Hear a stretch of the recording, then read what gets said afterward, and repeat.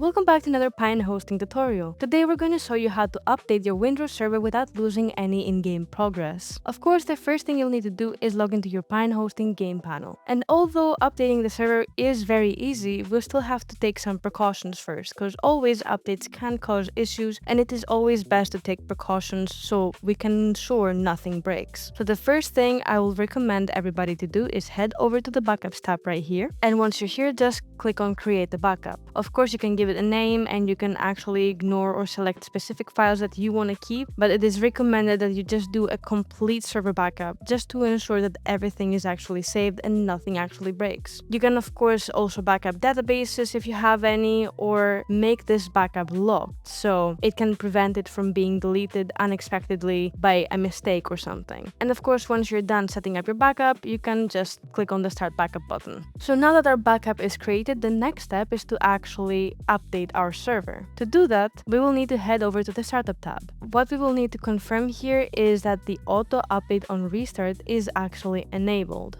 Enabling this slider will basically auto-update your server on restart. So if you don't already have this enabled, go ahead and do that. Finally, the last step you need to do is of course restart your server. So we're gonna head back over to the console tab here and click the restart button. As you can see from the console, the server is currently updating. Now the update has finished and our server is up and running, fully updated, with only the click of one button. If you have any further questions or require any further assistance, feel free to reach out to our support team. We're always happy to help.